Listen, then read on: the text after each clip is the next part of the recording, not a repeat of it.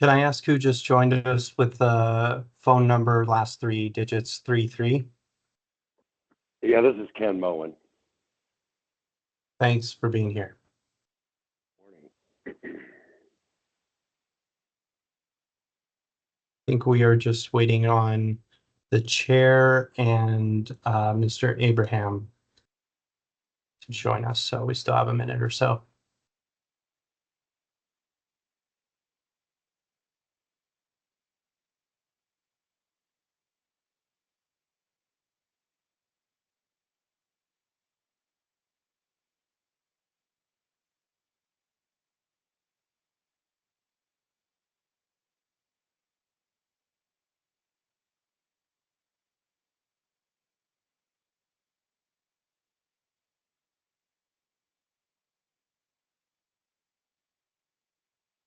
Jane, we haven't heard you yet, if you can hear us.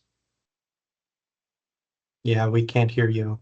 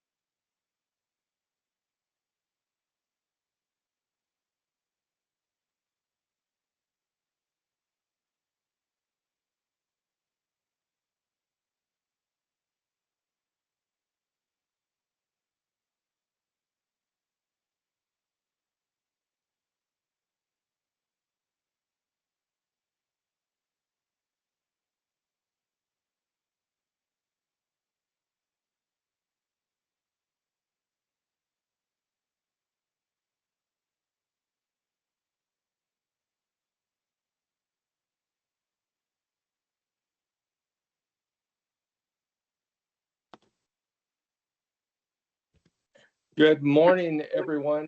My apologies. I had a long-standing doctor's appointment this morning, and I just literally returned 2 minutes ago. So without further ado, we'll get things rolling on the meeting. And at this time, I would like to just go through and do a roll call of the members. My name is Reese Keener, chairman. And is Tom Burns with us? Sorry, president. Looks like, yes, yeah, he is muted. Mr. Moen. Present. Okay. Mr. Kickline. Present. Right. Ms. Iftiger. Present. All right. Mr. Abraham.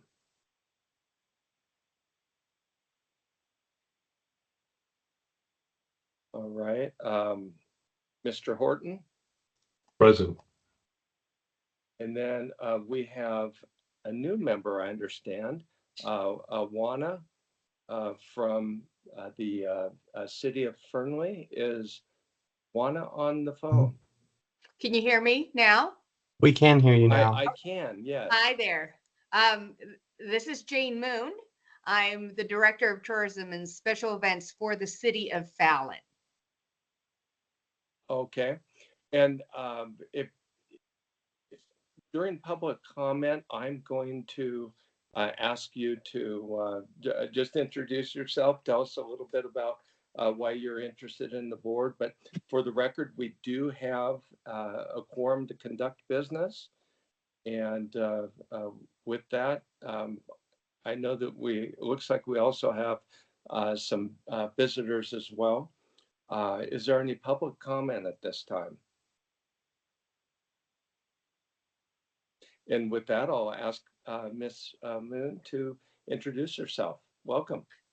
Good morning, everybody. I'm glad you can hear me now. As I mentioned at the onset, I am Jane Moon. I am the Director of Tourism and Special Events for the City of Fallon.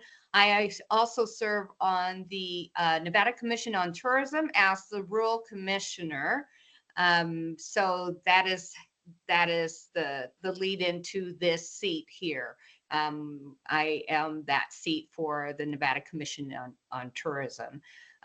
This is my second term with the Nevada Commission on Tourism, and I've been with the City of Fallon for 8.5 years. I am from Fallon and have lived in all over Nevada, from Fallon to Reno to Las Vegas and back to Fallon. And I am glad to be here to serve in a capacity that I'm able. I probably know the least about airports and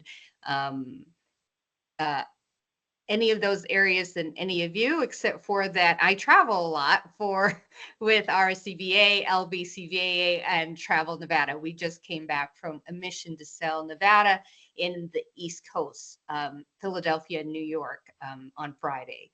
And so I'm very interested, of course, in air travel and airports and airlines to make sure that we have uninterrupted service here to and from Nevada. Especially, I'm really interested in nonstops to Nevada because we can get people to stay here longer when they are nonstop from other places, not just in our country, but in the world. So I'm happy to be here and happy to serve. Good to meet all of you. Great. Well, congratulations to you on that, Jane, on the appointment. And I also am a newbie when it comes to airports. I have a lot to learn, but we're surrounded by good company and the presence of subject matter experts. So we'll be able to learn together. We do have, is there any further public comment? All right, hearing none, we'll move on to approval of minutes. Those have been posted to the GoEd website of our previous meeting. Is there a motion to approve? Tina Tigger will make a motion to approve. Second. There, we got a motion and a second. All in favor, say aye. Aye. And I also vote aye for approval. And next on the agenda, we have discussion and possible action regarding the strategic planning. And Ken was good enough to utilize some of his resources and relationships at UNR. And everyone hopefully had a chance to look at the project proposal just surrounding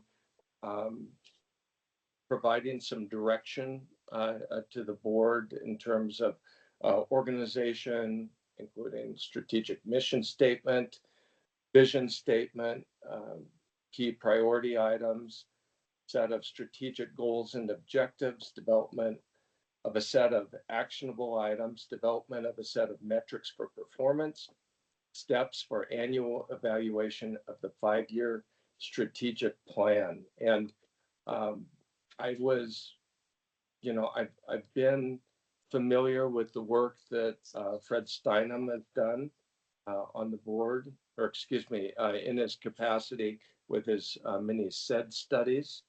And so they've always produced a quality product. And I was shocked and awed by the price on that, $2,500. My initial thought on that is, oh my goodness, it's such a low cost. Are we going to get a quality product? And but having worked with that group previously, I am confident that they will be able to provide some excellent direction for this commission. And Stephen, did you want to say anything about that, or Stephen or Ken, either one? Yeah, thank you, Chair Keener. I'll defer to Ken and Executive Director Burns if they have anything that they'd like to add, but I would like to reiterate your comments about our confidence in UNR Center for Economic Development and the things that you said about their quality of work. We've experienced that on many other things here at GoEd and have nothing but the highest regard for them. And thank you, Reese. I know that Fred Snyder was on a temporary leave of absence, so he asked Nate to step in and make this proposal on his behalf. And part of the mission of the Center for Economic Development is to support this entities in the state, and they do a lot of work like this for municipalities, the tribes, and other agencies. And as a matter of fact, I'm working directly with them now on a technical report that we're doing that's comparing the aviation programs in the 11 Western states. And I'm through the first draft right now, and I can say that they've done yeoman's work on this product. And I feel confident that they would do a similar quality work for us. I think it's important from our standpoint that since this commission is brand new and just this is our second meeting, that we get some rudder in the water and determine our direction and our focus. And I think this would be very timely. And then I know that we weren't funded as a commission. We are able to take grants, gifts, and other funds. So I'm certain that we could raise the funds from the support from the agencies to make this work. And I think the price doesn't make it a big burden on that end. Right. Mr. Burns, did you have anything to add to that at all? Not anything new. I mean, what Steven said, how we feel about Fred and his team's work, and they do great work. I think given the price point of this, and I don't want to, I want to reiterate that whatever funding I provide, I'm taking from somewhere else, but because of this price point, I think we'd be able to support the $2,500 for this particular study. A lot of other expenses on a go-forward basis, I'm not sure we'd be able to participate, but we will provide that out of the gate. Boy, that would be awesome to That be is able to get the awesome. ball Thank you. rolling, because obviously our time is limited. We've got the legislative session that's going to be here before we know Yep. it. And if this is something that they were able to get started on right away, we might be able to have product. What do you think? Maybe in the first quarter sometime?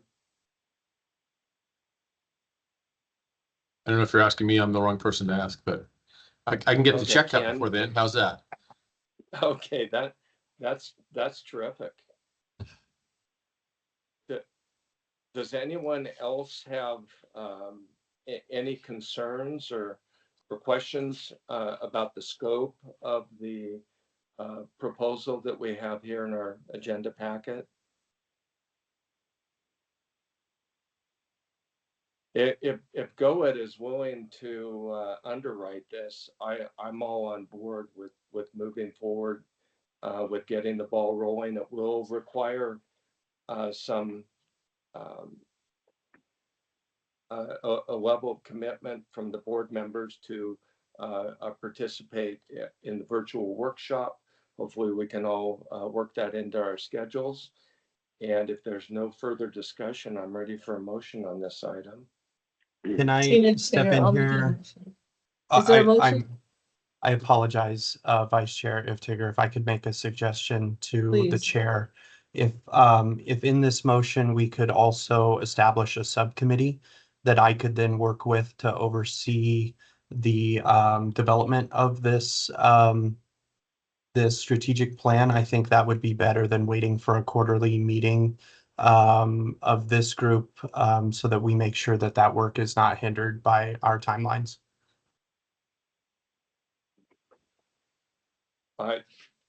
Excellent idea. All right, so I would volunteer to be on the subcommittee. Is there anyone else that would be willing to serve in that capacity? I will serve. I can Thank also. you, Reese. Tina. Ken, And this is Ken All right, Moen. is I'd be there happy anyone to else? participate. Yeah, I can serve on it. thanks. Scott, thank you for that. All right, is there anyone else? All right, I think Thank that's you. a great group. So if someone could include in their motion the formation of a subcommittee to kind of shepherd this through, consisting of Tina, Ken, Scott, and myself. Well, I'm happy to give it a try, and Stephen, you can correct me if I missed something here. But a motion to approve the 5-year strategic plan for the Nevada Air Service Development Commission by the University Center of Economic Development as proposed in the packet for $2,500, funded by GOED and led by a subcommittee of Reese, Scott, Ken, and Tina. That's Terrific. great. Is there a second? Second. All right, we got a thumbs up from Stephen on the motion. So all those in favor of the motion, say aye. Aye. Aye. Aye. And I also vote aye for approval. For the record, are there any nays? All right, motion passes. Terrific. That'll be really important to get that moving. All right. Next up, item 5, discussion and possible action regarding a statewide air service study. And so, Tina, thanks very much for working with Mead and Hunt to source this proposal. They had a great slide presentation in there, and I found that very informative. And it's interesting to see some of the various different aviation trends that I don't have everyday exposure to. So I really enjoyed looking at that. So we are looking at price tag on this study that's just a little bit more than the $2,500. This particular proposal has I believe it was $97,500. Obviously, this is going to be a heavy lift in order to be able to raise this a kind of funding that, you know, we'll need some legislative financial support on this. And I don't think that there's anything that we're going to be able to do with this until which time the commission is funded. And at this point, I'd like to just throw this out there for Well, if I may, input. Sure. I think the task before me, if I understood it, was to get a sample scope and budget just to, because we didn't know what it would cost. And obviously we need to get funded to look at this, but Kirk Lovell is on the call with Mead and Hunt. Mead and Hunt has experience in creating strategies for states, including Wyoming and Idaho. There may be others, but I thought just to banter around maybe a little bit if there's questions on the scope or how we got to the cost estimate. And if you have any other ideas or if you want to talk about their experience, just so we flesh it out a little bit. We did not anticipate a motion to advance forward as the price tag is what it is, and we don't have the funding yet. So I thought we would at least have the opportunity to have a conversation if we wanted to modify this or go a different direction or just pause. Because our strategic plan obviously will guide us and may take us in a different direction, this scope. And of course, the funding could take us in a different direction. So this was just a preliminary concept to get the conversation started. Yeah, great points on that, Tina. I'd like to hear from Kirk. I understand that you probably do these type of studies on a fairly regular basis for other entities. Correct. Thank you for having me and good morning. Yeah, so we do these studies and we do statewide studies around the country and down into the Caribbean. So, and just to point out the price tag on this, you do get some economies of scale on this. For full disclosure, we do represent the Reno Tahoe Airport Authority. So we do have already pulled quite a bit of research and information on the entire state. So I don't want to say this is the discounted price, but again, it is, you do get some economies of scale there. You know, and it is important as you commented on the slide deck that is in your packet. You know, it's important to understand those trends and those issues that are going on, because what is impacting Florida indirectly is impacting Nevada as well. So it's important to stay abreast of what's going on with aircraft orders, with fuel prices, with bankruptcies or pending bankruptcies in the industry. But it's also important when you're looking at this to take a holistic approach to understand what's going on in the entire marketplace. You may have one region or two regions doing extremely well, but others that continue to lag. For the whole state to benefit and all, you know, tides to rise all ships, you need everything to prosper and do well. So it's important to look, you know, into communities like Elko, like I have listed in here. And then also looking at the, you know, analysis, looking at what's going on in Winnemucca and other parts of the state, and making sure that the economic development that is going there is not hampered by lack of air service. But also, how do you develop an air service strategy based on those strengths that benefits everybody? Looking at the different technology that is out there is critical, tying back to the trends and issues. But something that is very, very important, and it got really aggressive during COVID and has not slowed down, is the way states are now starting to find funds to fund air service development. In legislation, there are new laws being passed to fund air service development, to specifically put money into an account to fund minimum revenue guarantees that states can use to incentivize an airline to start service in a market like Elko, to grow air service. So again, if you're not doing that, again, you're falling behind. So again, it's important that you keep that in mind and understand what other states are doing and how they're funding those programs. You know, there is a program in Ohio that's funded by the liquor tax. Unless people stop drinking, that fund is just going to keep growing and growing. They have last year, their annual budget was 10 million, but the budget is a wrong word. That is their minimum they expect to spend on an annual basis. So again, that's the type of competition you have, and you need to keep aware of that. In Ohio, just to give you an idea of the air service that they've gotten with those funds, Breeze has started service at Akron Canton and grown tremendously. British Airways started service at an airport. Aer Lingus has started service at airport, all with those funds being used to support that. So again, we need to approach, you know, air service with the holistic approach, looking at the whole state, looking at every different community. Where are the opportunities? Where's the gap? And then looking at competition. And this is one of those things that, you know, that sets the parameters of how you want to grow. And then you would want to regularly update this plan to keep abreast of what's going on and have a strategy for everybody.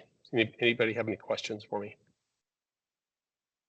Sure. No, I think that's a great point that you make about a growing trend post-COVID of states funding the MRGs. And I think it's something that our Nevada legislature, as they convene in February of 25, they need to be well aware of, you know, what other states are doing and just how competitive it is to, you know, to be able to obtain either new or increased service. So I just had a question on the scope. I notice we're including ourselves here at Harry Reid, and you know, I'm wondering if there's really any value in that, because we already have a pretty extensive air service development program and air service development research between ourselves and the LVCVA, and really kind of thinking that the purpose of this committee is to support some of the smaller communities in Nevada. And, if you start looking at trying to figure out or having a second party, because we already have our own consultants, gather all the demographic data for all the worldwide points that fly into Las Vegas, seems like that we could cut that out of the scope of this. Yeah, no, you guys do have a very robust program and, a great team that works with your LCVA for air service. I took that into account, and I think there are some aspects that we need to look at. The cause and effect. There's a lot of the mining that is going on in the rural areas. However, the primary offices are in some of the larger metro areas. So we do need to look at those ties, and make sure we're not losing sight of that. Same thing with Reno and the lithium mines that are north of them. We need to make sure we're looking at that and looking at how the different sectors are growing. And again, but to your point, Scott, on the gap analysis for an international standpoint, yeah, you guys, you have that data. So again, that's really not included in great depth in this.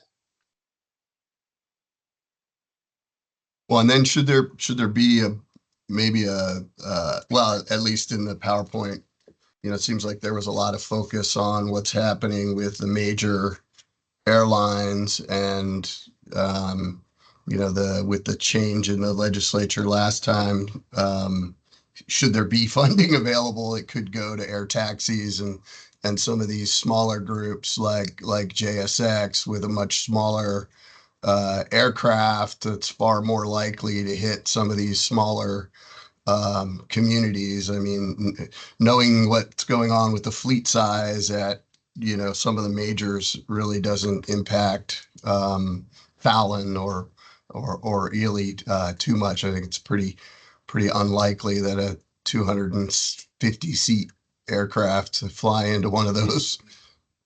Right. Are you referring to the PowerPoint deck that's in the agenda packet? Oh, those are two different things. Okay. That packet was just to give everyone an update of kind of what's going on in the overall industry. But yes, I would actually say JSX, but also going down maybe down to a Cape Air size, Sure. but also some of the EVOL technology that's coming out might be appropriate as well for the range. For sure, because definitely when you get into the operating cost of some of the JSX planes, economically it just may not make sense to have the frequency that we need for people to want to use the air service and give up their personal vehicles. So we would need to look at that, and that's one of those things when you do look at a statewide MRG program.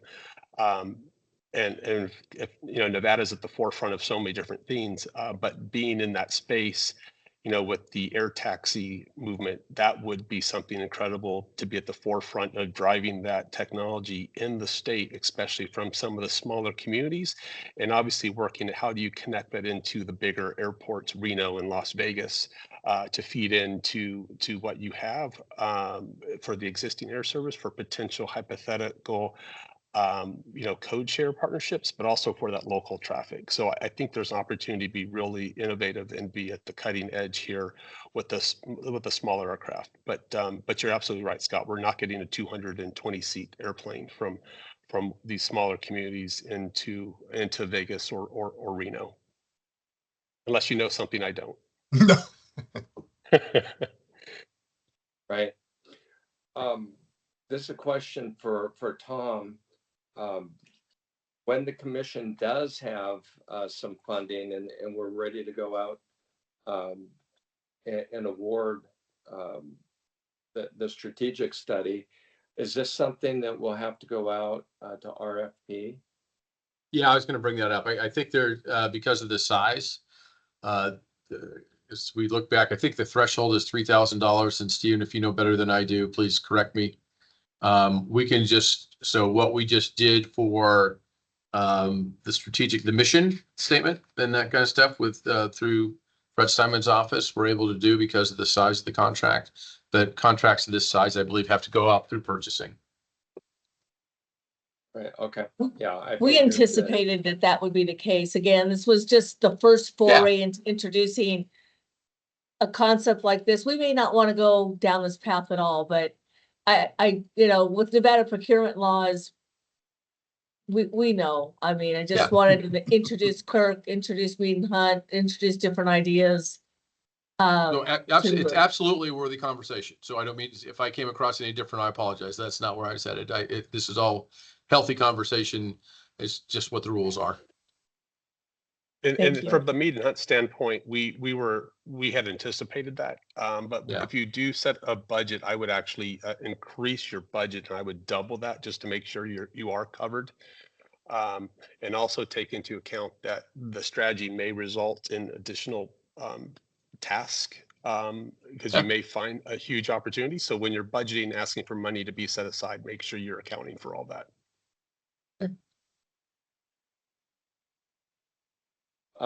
Tom, in the, you know, with the time factor, would it be putting the cart before the horse to go out for an RFP in advance of us having the funding, just so that when we do get the funding that we're anticipating, we'll be able to make an award shortly thereafter?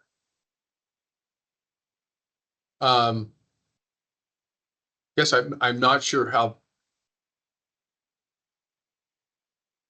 I'm not sure if purchasing will go forward with the RFP in the absence of funding, but we can check and find out. Yeah, I think to jump in here, Mayor, I think the short answer is yes. I think it would be extremely onerous and we'd jump through a whole lot of hoops to get any kind of an RFP out, and it probably wouldn't be what we would want it to be anyway, through state purchasing to actually capture this without the funding to back it up. And I think, Yeah. you know, this probably leads into our next agenda item a little bit. And thank you, Assemblyman Gurr, for being here with us today. But, you know, I think those discussions probably should happen first. Right. Okay. I figured that was the case, but it never hurts to ask if you don't know, right? That's correct.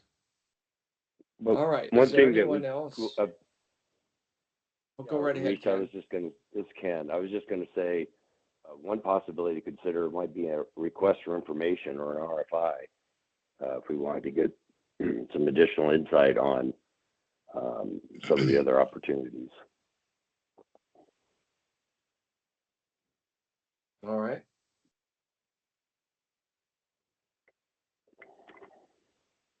All right. Anyone else we haven't heard from that would like to speak to this?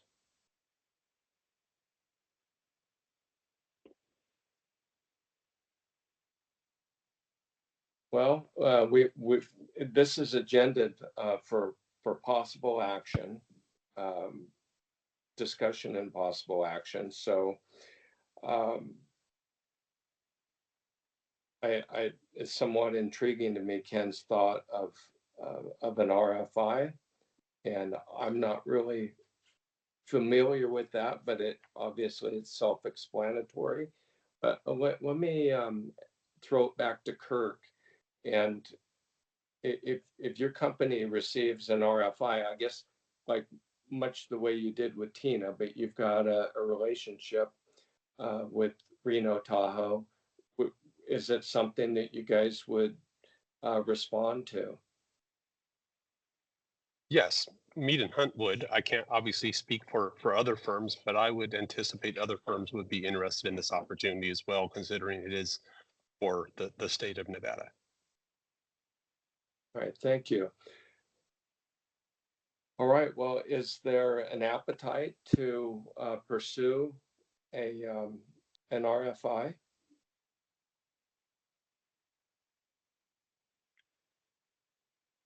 I propose a motion for that, but I guess I have a question first would be to Stephen about how a RFI would be put together for this potential opportunity. I'm not Good. quite sure I heard the question, and can you repeat that? Sure, Tina, sorry. I just was going to ask Stephen if how the process would go for the Air Service Development Commission to issue an RFI. Who would take care of that? Would that go through the procurement, Nevada procurement? The structure of it would have to, I apologize, this is Tom Burns. The structure of it would have to come from this committee. Okay. But we'd work with procurement to put that together, or how would that work? Yeah, we would put you in contact with them. Okay. Although One for- suggestion. I'll be honest, is I think for an RFI, you might not have to go through procurement because it's not a binding thing. You're just requesting information about what they would do. It's a Correct. guidepost. It's not, there's no commitment on the other end, so. One suggestion that I might have, Chair, would be to also assign this to your subcommittee to actually develop the content of that RFI. If the group Yep. is comfortable with that, that would allow us some more flexibility to work internally to get something like that out. But just a suggestion. Yeah, thank you, Stephen. You read my mind on that. Excellent thought on that to keep the ball rolling on it. If there's no further discussion, is there a motion to move forward with an RFI utilizing the same subcommittee that was formed for agenda item number 4?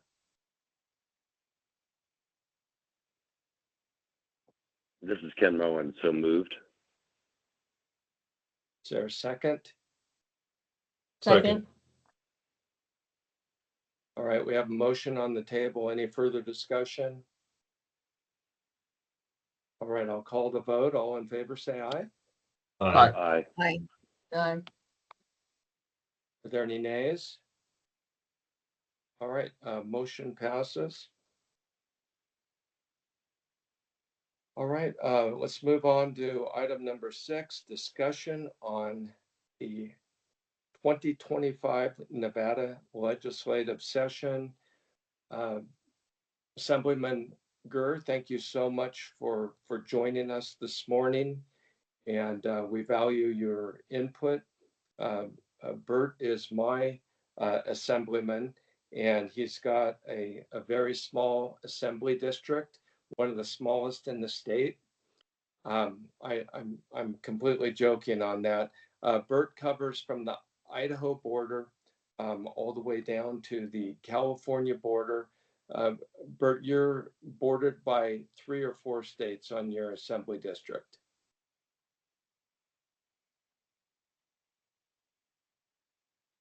You're muted. Still muted, Bert.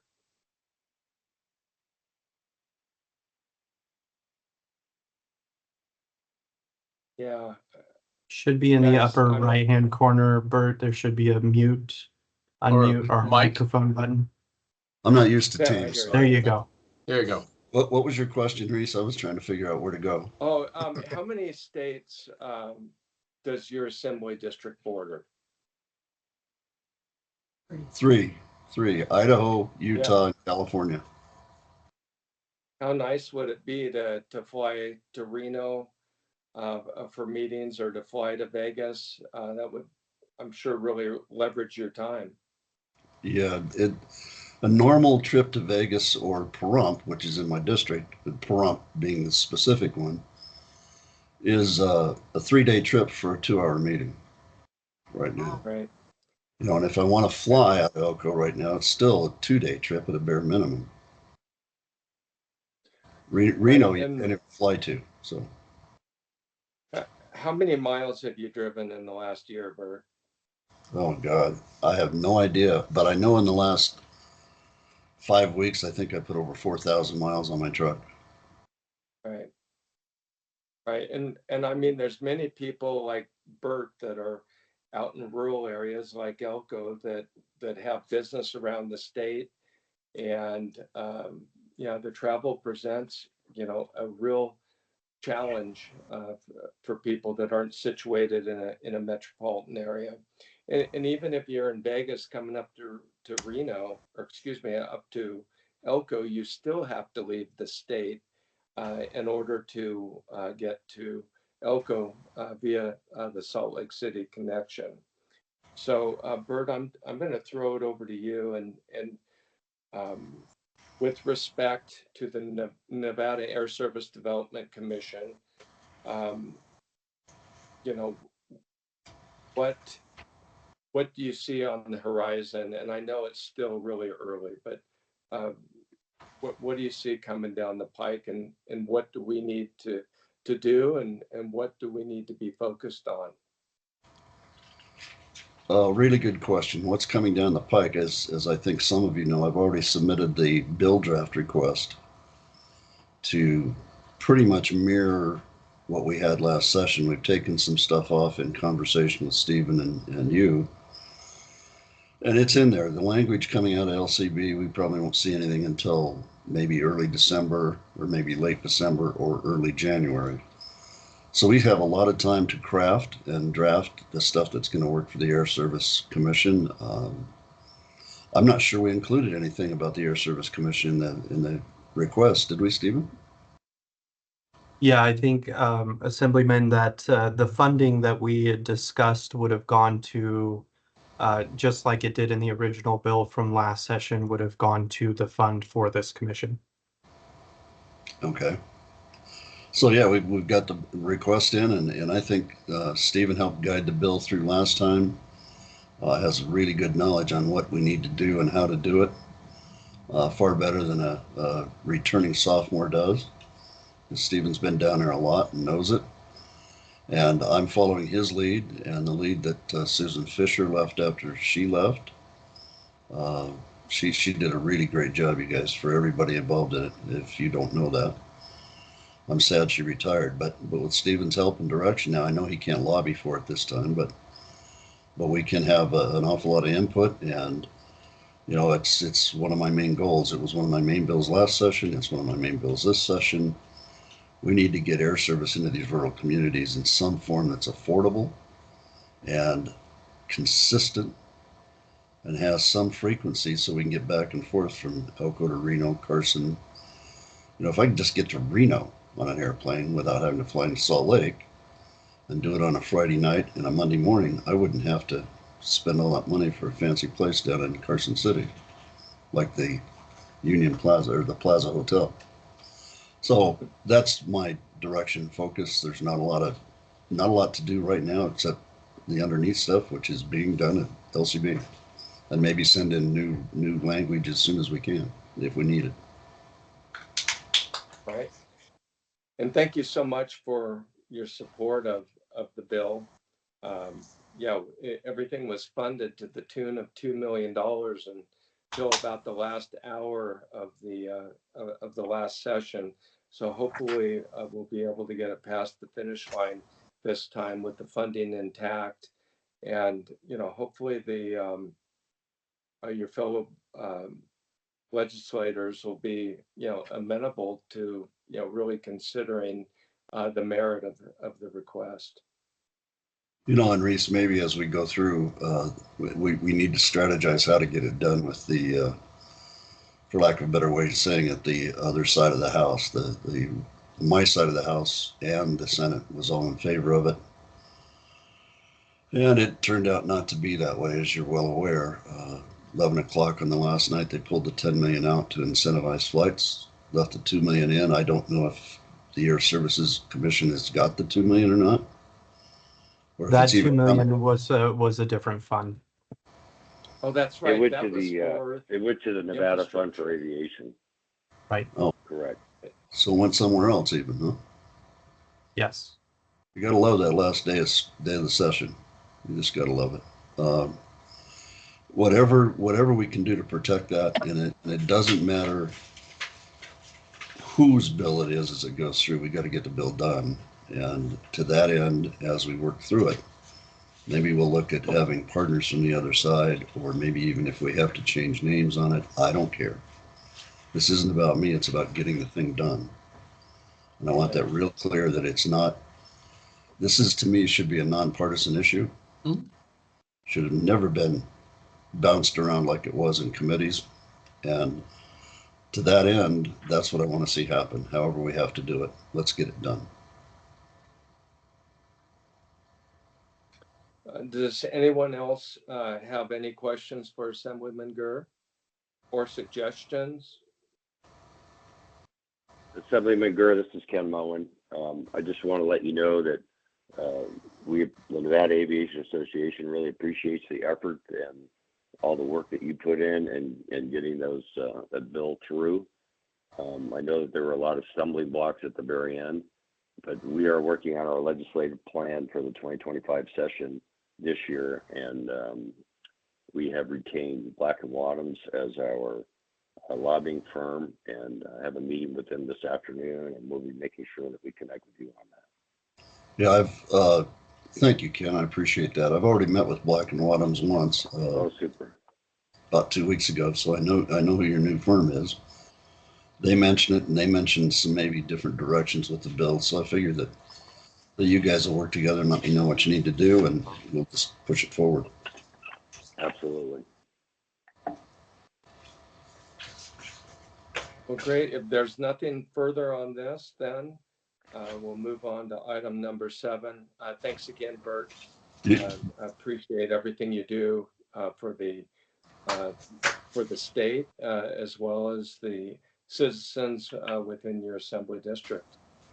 Thank you. Do you need me to stay in? If not, I'll bail out. But if you want me to listen to where you're going, I will. No, Okay. no, go ahead. We're almost wrapped up. So All right. Well, thank you for the opportunity. I appreciate it. And we'll talk later.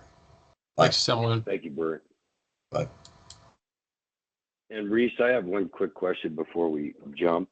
Unfortunately, in the middle of this conversation with Bert, I had to jump to DOT transportation public comment.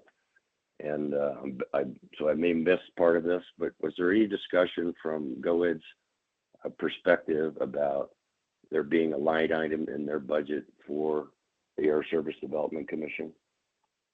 We've submitted our budget and it's not in there. So no, we did not do that. And can we do that? Or is that something that, since this commission lives under GOED, we could approach it as part of the budget? We can ask, but the final budgets were due a month ago. So I apologize for that, but. And I would also add that, that the Air Service Development isn't forgotten about in legislative discussions, with the knowledge that Assemblyman Gurr is still right doing the work with the plan to submit that. And seeing as how this board is an independent board, it does seem like an appropriate place to do it. So not saying that the budget wasn't, but a bill from Assemblyman Gurr is an appropriate place to ask for that funding. It is. And let me back up because I was kind of short there. When we submitted our budget, we had to submit our budget as a flat budget, and anything over and above that we have to ask for separately anyway, which is what the Assemblyman is doing. Got it. Thank you. All right. Item number 7, discussion of Nevada open meeting law. And, Stephen, I'm going to pass this on over to you. Yeah, we can make this a quick one. After the last meeting, we sent out the Attorney General's packet regarding open meeting law. I know many of you, if not all of you, serve on various different boards and commissions. Like I'm looking at Supervisor Horton, who has to jump through all the open meeting law hoops just about every day of his life. So I just wanted to open it up to everybody. We sent it out. We didn't do a formal training with that in mind, that you guys probably may not need it, but the chair and I discussed opening up an opportunity in case anyone had any questions or concerns regarding open meeting law and how that might play into the work of this commission. So if anybody has any questions, I will do my best to answer them now. If not, we can get an official response back to you. Stephen, this is Jane Moon. Would you please forward that email to me because that was I will. prior to my appointment? It was, yes, I will send that to Yes, you. thank you. Vice Chair? Oh, you're on mute. You're muted. For the quorum? Mhm.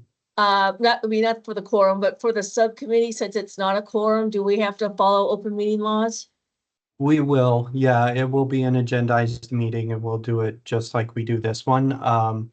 It just gives us more flexibility to meet more often and have to figure out less scheduling and not on a quarterly basis. So yeah, we'll still abide by open meeting law for the subcommittee meetings.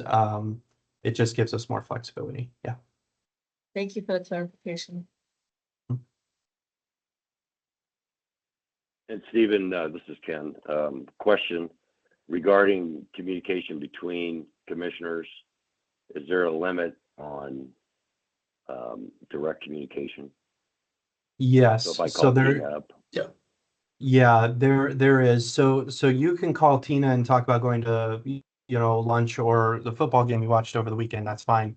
But if you call Tina to deliberate on matters that are before this commission, that can become a problem. So the good way to avoid that issue is to funnel your communication through myself or Nathan. And if you don't mind, Vice Chair, I'll take a moment to introduce Nathan from the GoEd team, who is on this call as well, and he's going to be helping out with a lot of the work of this commission moving forward. So hi, Nathan. Everybody will familiarize yourself with him. You would have seen his email address on the communications for this meeting. So if you need to reach out, you can reach out to him or myself. Anything that, if you have questions of board members or need something discussed, that's what we're here for as staff. So that is our job, to facilitate conversations and to make sure that work doesn't stop in between meetings. So in order to avoid any instance of a violation of open meeting law, it would be our suggestion that you funnel those communications through us. As well, which I tried to blind carbon copy all of you on emails when I'm sending stuff out, but if something happens and people are carbon copied and you can see email addresses on there, please, please, please do not click reply all. I can't stress that enough. Do not click reply all to an email, because then not only is that technically a violation of open meeting law, but then it's also in writing. So do not click reply all for any communications regarding this commission.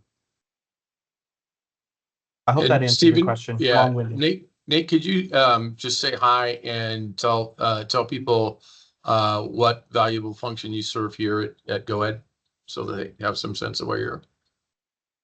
Good morning, everybody. Nathan Bouvet. I'm the strategic project manager. Been here at GoEd for almost 9 months, 8.5 months, somewhere around there. A little bit about me. Historically, I've been a city planner, so I got a vast experience with open public laws, or the do's and don'ts associated with that, with planning commissions, city councils, board of county commissioners, things of that sort.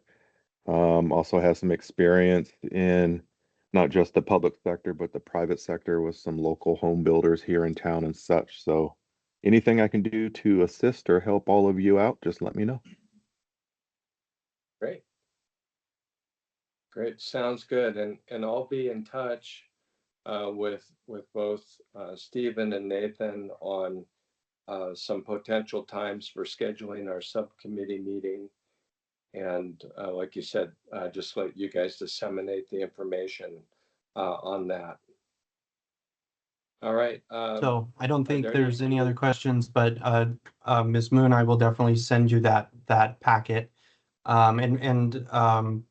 We'll also find a time to meet to catch you up and answer any questions you might have about the commission as well. But thank you all. And if you do have any questions that you didn't want to ask in this meeting, you all have my contact information. All right, moving on to public comment.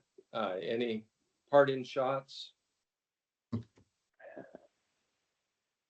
I did mention to Stephen, I'd hopefully be able to get the group together to meet in person. They have a meeting possibly in late Q1 of 2025, maybe something in conjunction with the legislative session. I think I've met Stephen face to face, and that's about the only person. So it'd be terrific to have the opportunity to get together like that, and hopefully everyone else in the group feels the same on that. All right, again, Ken and Tina, thank you so much for the lift that you've done on helping get together some of the studies, and look forward to green lighting that strategic plan, so UNR can will start rolling on that. And if there's nothing further, I'll go ahead. Chair, I believe Ms. Moon has her hand raised. Oh, yes, go ahead, Jane. Thank you very much. I'm wondering if on that subcommittee, if I could just listen in for education purposes. I am interested in making sure that I know as much as possible in terms of helping this commission. So without having to be part of that subcommittee, what are the thoughts on that? I think that'd be great. I don't see any problem with that. Do you, Stephen? No, there's no problem, and the full committee or commission will receive the agenda. It's just that the 4 members of that subcommittee will be the voting members and the decision makers there. And just so you're aware, anything that subcommittee does will be referred back to the full commission. Understood. Thank you very much, Stephen. All right. Well, everyone, thank you for being on time. Again, I apologize for being tardy, and we'll look forward to meeting once again and being able to move things forward with the board's work that we have ahead of us. Thank you. Have a terrific week, everyone. Thank you, everybody. Thank you. Bye, everybody.